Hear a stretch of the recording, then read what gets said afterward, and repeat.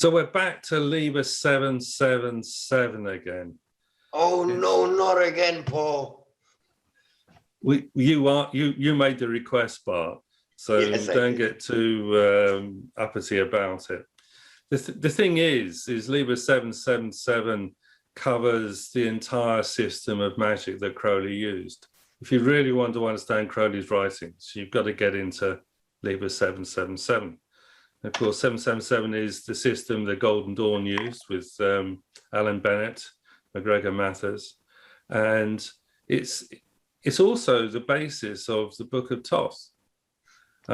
If you see the Book of Thoth, we see the Book of Thoth as being created in 1939 to 1943 or 44, but that's the images. And if you actually read the Book of Thoth, you realize that most of the writing in there is probably 1904 to 1910 or 15. There's very little modern stuff in there. It's a restate. So the tarot is a restatement of Liber 777. And of course, 777 is based upon how many paths? 32, 34 actually. 32. They've added the extra bits in to massage the system to make it easier, because there's no earth and there's no spirit, basically. So it's these 32 paths, so you can translate them into the 78 cards of the tarot and lots of other magical systems as well. And so the book you want to talk about today, Bart, this is my version, The Sword and the Serpent. This one. And this is you've got a more modern one. This is yes, I did. And I got it in second hand. I think I got 4 books of this collection for 40 euros. €10 I paid for this. Bargain, eh? So this is written by Melitta, Dennings and Osbourn Phillips. And they have their own magical order called Aurum Solis.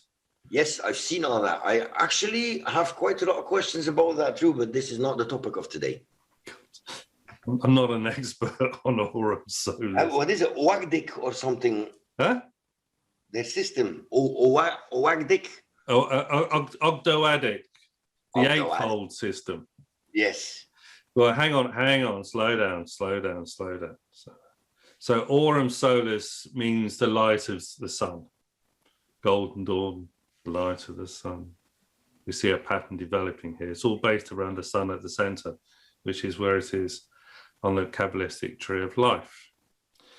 So they wrote this book, The Sword and the Serpent, is a direct reference to column 9 in Liber 777. And column 9 is another way of stating the 32 paths, okay? Because it doesn't actually include 32 bis or 31 bis in there. And it does it with a sword, and it does with a serpent, hence the title. And of course, this book, The Sword and the Serpent. So, and there's this symbol here that we have of the sword and the serpent on there as well. Yes. Got the same thing on that one? Yeah? Yes, exactly. Almost Kind of a bit literal. So what does the sword and the serpent remind you of? The sword reminds me of the 4 elemental weapons. No. What does that whole thing remind you of? Of the Caduceus. It's the Caduceus, yes. If you Google sword and serpent, you come up with a Caduceus. Okay. Which is to do with the Aleph, Mem and Shem on the shaft. Okay, and of course it's a wand. So this is a different version of the whole sort of thing. And so this book actually is Liber 777 in a textual form. I mean, Dion Fortune did one as well, the Mystical Kabbalah, which is her version, 777, which we can do another video on 77. I have a question. Remember last week when we were talking about 777, And you said there is other mystical systems that apply the same system, but have adjusted some things left and right so that it suits better to their system. Yeah. Could this be one of those examples? Yeah. Yeah. You have to go through it. I mean, this is a page at random from this book. Yes. And there are the 32 paths. Yes, okay? Exactly. And where they put, you remember we talked about 776.5, and they put darts between 3 and 4, didn't he, David Eshelman? Yeah. Mm. And on this one, Daath is right at the bottom. Yes, she is. After 32 bis and 31 bis. Mark, now when you see, look at this, it's all in Hebrew. Yeah. Now, when you have Liber 777, the one from Aleister Crowley, there's also a lot of Hebrew in there. But yes. if you look, you can find the translation. Sometimes yes. the translation is in a column a bit further. Sometimes the translation is in the back. But is this the same here? Or do you need to be able to read Hebrew in order to understand? You need to be able to read Hebrew. There's only 22 letters. There's less than the English alphabet. I don't know how many letters in the Belgian alphabet, Bart. I think about the same amount as the English, where we don't have many different. So 22 is less, and there's no vowels in Hebrew. So, you really, I mean, if you want to be an intellectual in the tarot world, which one day we might be, if we're very lucky, you need to know the Hebrew attributions. You need to see that when you see a Hebrew letter, you need to know what it is, the name of it, the number value, because all Hebrew letters have a number value, and its relationship to astrology, which is the Sepher Yetzirah. Yeah. And their attributions to the tarot. Yeah, I know. It's, this table appears in the book of Thoth. And, and he has the key scale on there as well. And but in his version in the book of Thoth, he puts the key scale out of order in order to accommodate the order of the tarot cards. You see. So it's all a manipulation. I mean, what is magic? It's a manipulation of energies, isn't it? Yes, and when I started, I mean, Bart was the one, you were Bart, were the one that got on to me. Why don't you do some stuff about Liber 77? I was thinking, and then, I sort of did a few videos and people liked them. And I thought, well, I better actually do 5 or 6 videos just on the tables. My God, I thought that'd be simple. Just cut and paste, make a video. It's not that simple because the energies really mess your head up when you do that. And, it never is with Crowley. And even the first ones I've put up there now, I would probably do differently to how I'm doing now. I think there's one of them, there's only about 5 columns. I was doing my head in, just trying to sort of put it's just the energy of it. And there's thinking, well, actually, I need to maybe change don't stick with the order they've done it in, but just change it around to make it more appealing and understandable to people. I mean, because I just kind of, I've been using this book for so many years, I just kind of find it, I know it's in there, and eventually I come across it. But for people who look at it and it's intimidated, you really do need to know your Hebrew letters. If you see my other videos, you know that I'm rubbish at Hebrew pronunciation. I'd rather spell out the name than butcher. I mean, in rituals, you're supposed to be able to sort of yod, hey, bow, hey, and ta, ta, and all these things. But I'm from Essex. It's too much. I just read the things. Essex boy. Essex boy, yeah, basically I am. So it's important that, it's not that hard, because if you know the numbers and the system, I mean, one of the things you can actually do is to create your own 7/7, and you do it by turning the whole thing 90 degrees. So you list all the attributions for 10, which is Malkot, and they would rate to the 10 cups, swords, 10 of cups, and 10 of wands, and 10 of discs. And 11 would be the Fool. So you'd list all the attributions of the Fool card in a page. It's a really good exercise to do. If I have already, if I would have an infinite amount of time, right, I have a lot of these little booklets for writing. Yeah. If I would have the time and the courage, which I don't, unfortunately, I would have 22 of them booklets, and I would have one named Aleph. And then this booklet would only be for all the associations I do with Aleph, with the tarot, with astrology, with whatever. And this would be the best system, but it would be very time consuming, but it would be the best. I've done it many times. I mean, my book, The Tower of Magus, is based upon 777 as well. And a lot of the mentions that Crowley puts in the Book of Thoth come from 777, as does Book T by MacGregor Mathers. It's all the same system. So, you know, it's important that you just, you know, if I mention the letter Zain, you'd know that it's the number value is Zain. I don't know. Zain, 7. 7. 7. And Zain is the sword, actually. Ah, okay. And that's the lovers. So which tarot card would that be? I'm putting you on the spot here. Yeah, the lovers. Yes, well done. Phew. So you just trip off the tongue. It's just it's a bit like knowing your PIN number for your credit card. You know, there's just things that you need to know. And you'll find it easier when you cross-reference things and all of this as well. It's you get the onion effect, I find. Yeah, and it restructures the brain as well. It's the right-left thing that balances out. And of course, Liber 77 is probably one of the first databases ever created, because you think of databases in the 1970s. And what do they have? They have a key number. Yeah, like goes through it all. Without it, databases don't work. And the Golden Dawn put that in about 1904 or 1903, something like that, long before. So if you know about computers and databases, then this is a bit of a doddle, basically. And that's the problem, because some of the things, like I did a video this week on the 7 planets. And they used the major arcana for the 7 planets, but it starts with Beth, because that's the Magus, and then Gimel is the moon, and so on.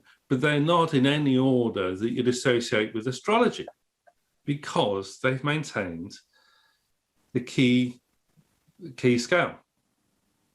And so they even got the hexagram in there in the wrong order, the attributions, because it relates to the key scale. So then you have to mentally transpose that into something that is useful. But you're doing that in a tarot reading anyway, aren't you? You know, the cards are sort of in these 777 as well. It's about visualizing, eh? Yeah.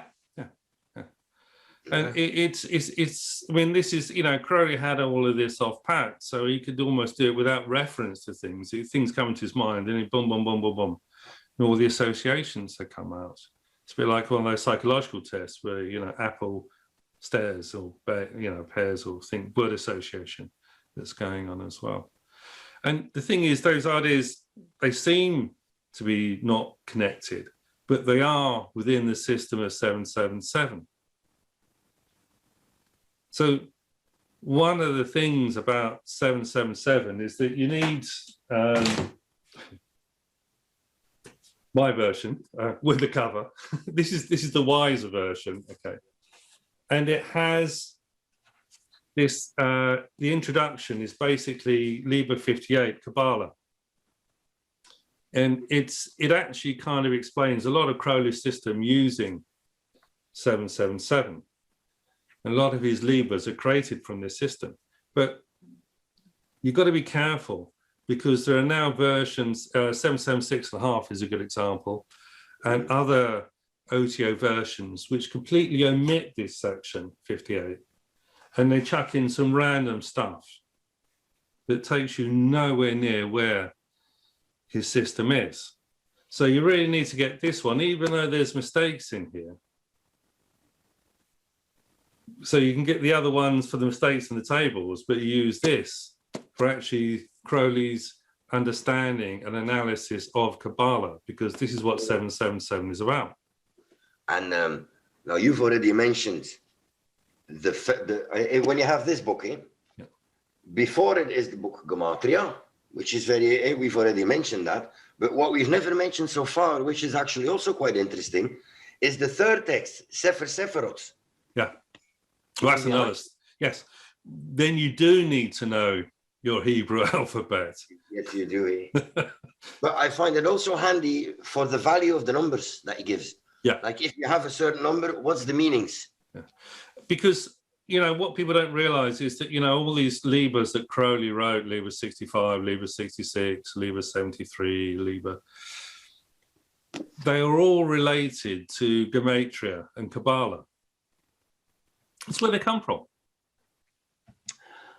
He has a Liber 0 as well, no? Yeah, well, that's the end, which is, you can't do anything with a 0 because anything times 0 is a 0. And you can't add to 0 because it doesn't work. 0 plus 0 is still 0. Yeah. So the Kabbalistic word for 0 is Ein, Aleph Yod Nun, which comes to 61. And that's part of the Ein Sof and Ein Sof Or. Yes. So there is a Liber 67. Liber 61. And also there's this thing called the Kof. He also reverses it to NIA. So there's Kofnir, which relates to the double wand. It's mentioned Kofnir as part of a verse in chapter 3 of Liber Aleph as well. Kof, back of the head, the moon. Oh, that's a different one. That's COPH. You'll think of QOPH, which is the letter Kof, value 100, relates to the moon and Pisces. Yes. So you've got to be a bit careful because there's Kof and there's Kaf. Ah, I thought you were just saying how easy it is. You see, it's not easy. It is, but I mean, in the English language, some of the letters are similar but have totally different meanings. Yes. Depending on how you pronounce it. English That's why English is difficult. English is very bad for that. Yeah. We speak Dutch. There's rules you have to memorize for a particular thing that are not applicable elsewhere. That's grammar. That's another subject. So, but I mean, basically all sounds, basically what they're saying is all sounds have a symbol. And that symbol is categorized in this order with the letters of the Hebrew alphabet. And basically all the languages in the West, Greek, Roman, English, they all come from Hebrew. And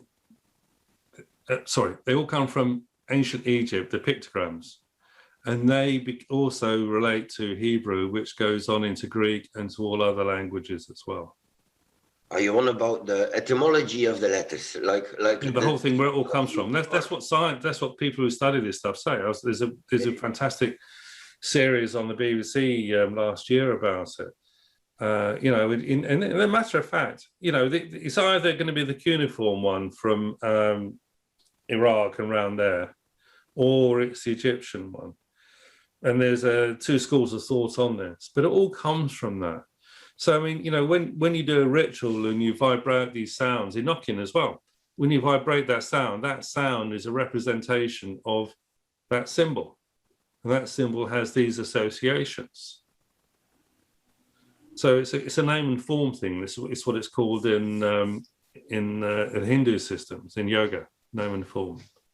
You think of the name and that energy has that thing.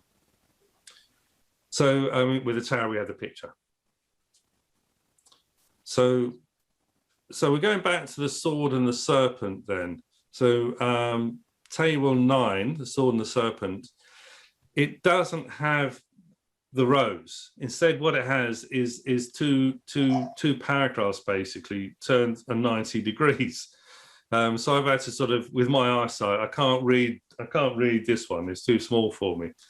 So I've actually sort of got a screen grab. And so there's two things. The flaming sword goes from Keter all the way through down to Malkuth. Okay. And the flaming sword also appears in Genesis. There's the sword that protects the east, I think, in the Garden of Eden from the tree of evil and the tree of life, isn't there? Yes, Yeah? well, I'm not exactly sure of. No, but you can find the reference. So there's a flaming sword there. I should spruce up on my Bible a bit, though, maybe. You should do. Crowley knew his Bible better than any of us because that's the only book he was allowed to read till he left home for university. He was banqueted by his parents. Yeah, he could only read the Bible. Yeah, I heard it as well. There was no other book allowed in his house, his Plymouth Brethren. So he knows his Bible back to front. And he learned Hebrew so he could relate, because that's the Golden Dawn system. What's the secret of the Golden Dawn? You learn Hebrew, which is true, basically.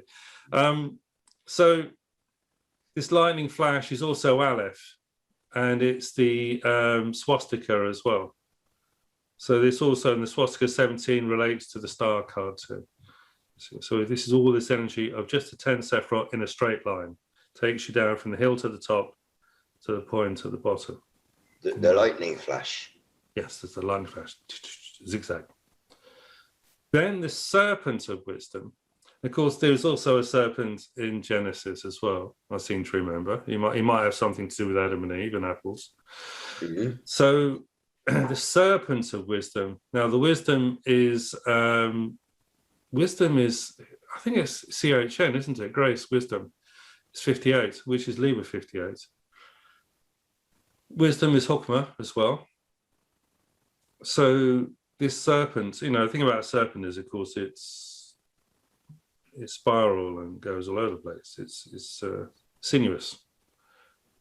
So he says the serpent of wisdom follows the course of the paths or letters upwards. His head being thus in Aleph, his tails in Tau, Aleph, Mem, and Shin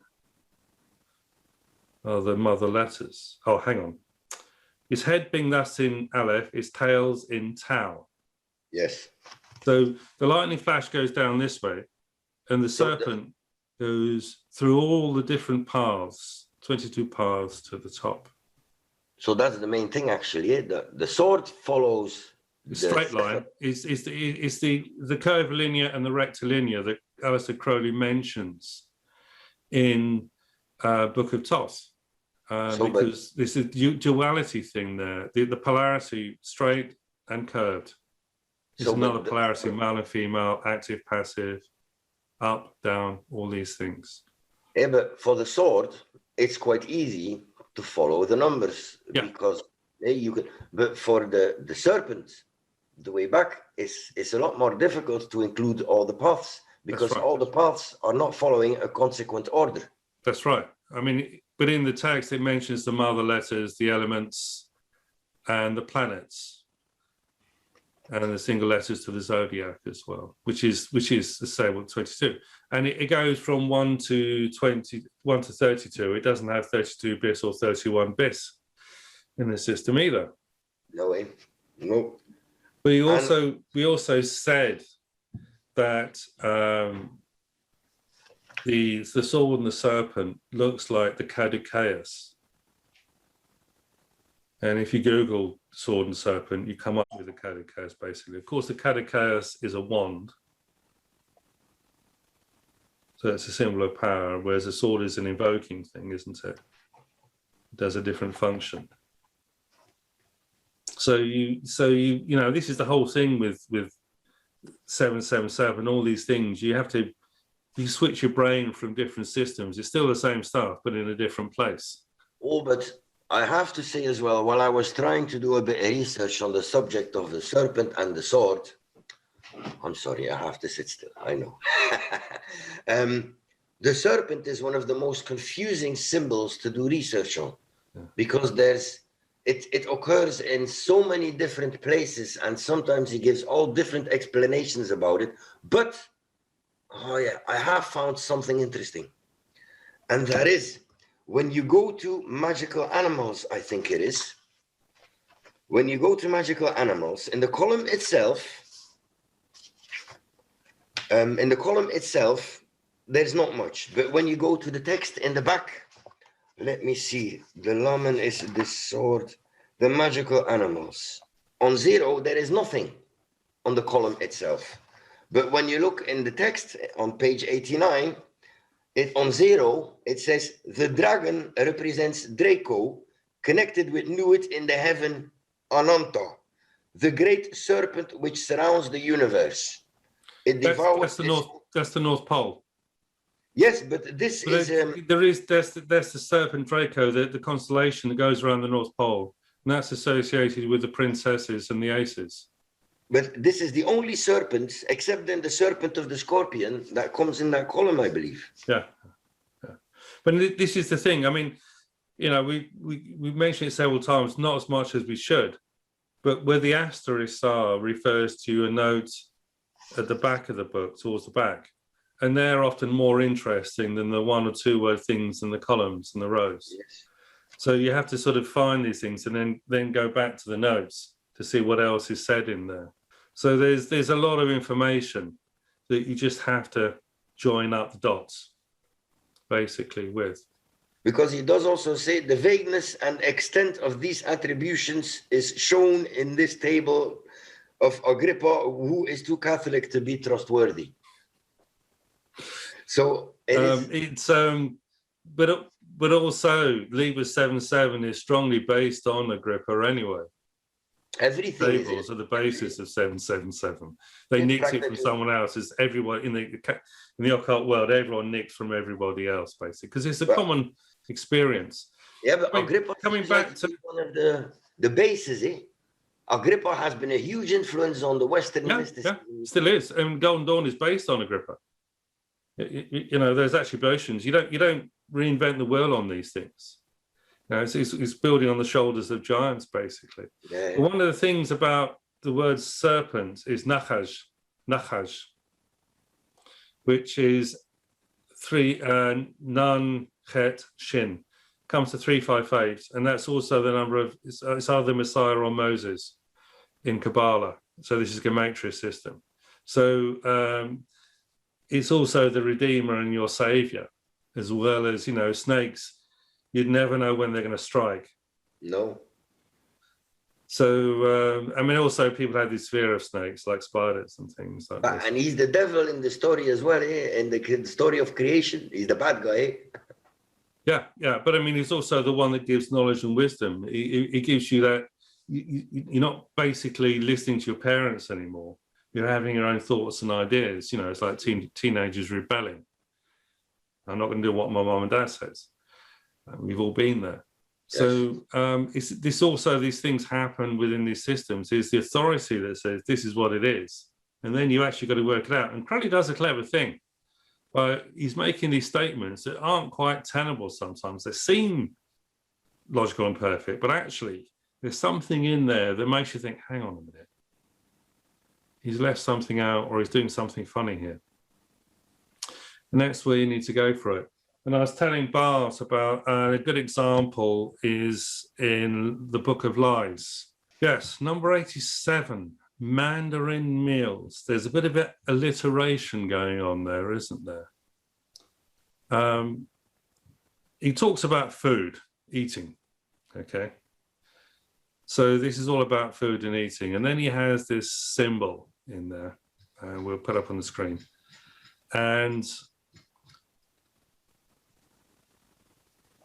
But there's nothing rare. You have to actually read the commentary. And this is all about Layla, his great love in his life. Layla is 77, which is 1 less than 777. And he says the sigil is taken from a Gnostic talisman and refers to the sacrament. Sacrament, what's that? Sacrament is something that you eat. And basically they're sexual fluids. There's several other references in the Book of Lies, and one of them is to the Fool's Knot, I think, in the Mass of the Phoenix, and also the Star Sapphire as well. There's a reference to the sacrament. So you know, the the mass of the phoenix refers to blood. And the star sapphire also is about a drink. So drinking the sacrament is basically sexual fluids. And so you're probably talking about cunnilingus here as well. So it's so he also is that symbol of the sword and the serpent as well. Covers a lot of ground, this this video, as does 77.7. So which, it's hard to keep things compartmentalized, isn't it? So we've gone from the Aurum Solis, Liber 7.7, which is the sword and the serpent, to the Caduceus, to the serpent in the Garden of Eden. Oh! Yeah, I have something relevant that I almost forgot to tell you. That should be mentioned. Yes. So when we're talking about the sword and the serpent, I've been looking to do a bit of homework on what's the sword, what's the serpent, and now for the sword, column XLI, what is that? 41. Yeah. Yeah. Column 41. When you look for the sword, the first sword, the element, the dagger. The one you first see is the dagger. That's the sword of air. But this XLI, magical weapons. Yes. Yes. On column 11, yes. So that's probably Aleph, the full air, you have the dagger. But there's not much information there. Well, the dagger or the fan, because it's to do with air. We're doing the sword, not the dagger anyway, aren't we? You have to go to 27. It's a sword because that's a symbol of Mars. 27 is the tower and Mars. So the sword is a fighting thing as well. You also, if you look at the sword in the Ace of Swords, would be relevant to this as well. So if you want to know about the sword and the magical weapons, then you have to look at Book IV Magick, which also has its own, the OTO helpfully provided a version of 777 in there, in Book 4, in the big blue book. So, they're making the statement basically that if you don't study 777, Crowley's writings are hard to understand as they are, but you'll understand them even less unless you study 777 with it. Does that answer the question, Bart? It's not really a question here. I just felt like I had to point it out because in the back. Yeah, the dagger is a different thing to the sword. Yeah, it says in the back. Different function. If you read Book 4, because they basically the chapters of Book 4 follow the magical weapons in this order in there as well. So so the fall, the fall is air, and it's a dagger or fan. The fan is something you wave. To cool down. And this should not be confused. The sword should not be confused with the dagger of air. No. Crowley says that. Totally different. Exactly. Well. Totally different. Well, if you there we are. So get magical weapons. We're probably going to have to do another video on magical weapons, Bart. Yeah, but look here in the back. There's this whole piece is about the sword, about the flaming sword. Yes. So what does it say? The sword is not to be confused with the dagger of air. Yeah. It represents the active and militant energy of the magician. Its true form is the flaming sword, the lightning flash, which strikes down from Kether through the Sephiroth as a zigzag flash. It destroys by dividing the unity of that against which its energies are directed. It is ultimately an error to identify the sword with the wand as a phallic symbol, though this is often done. And then it keeps going on about the 4 elemental weapons. But the main thing is that the sword here is not the sword of air, I do think. It's Mars. This is what I thought as well. Mars and Gebra. Sword. So, there's also this thing there. The sword is obviously straight, but the zigzag is something, if you had a sword like that, you got problems, basically. Go and get another sword. So I think we've covered pretty much here, haven't we? Just this, this is why there's not much in that column except text going vertically. It's quite a difficult subject to do research about. Yeah, but this is the thing, you see, because you serendipity when you're doing these things, because you come and think, oh, bloody, I never knew that was in there. And you think, oh, that's amazing, I'll make a note of that, and you don't, and then you forget it, and you think, where the hell did I see that before? Happens all the time. It's just too much. So you just have to do baby steps. But one thing is, please, is learn the Hebrew alphabet. Yes. When you want to join the AA, one of the first books you have to read is The Middle Pillar by Israel Regordi. And in that book, Israel Regordi explicitly says, if you are serious about studying magic, you must learn Hebrew. You have to. Yes. I mean, all these books, they just put the Hebrew letter in and not transliterate it.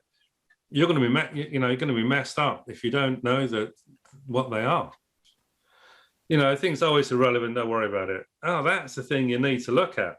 And the things he bangs on about often are quite trivial.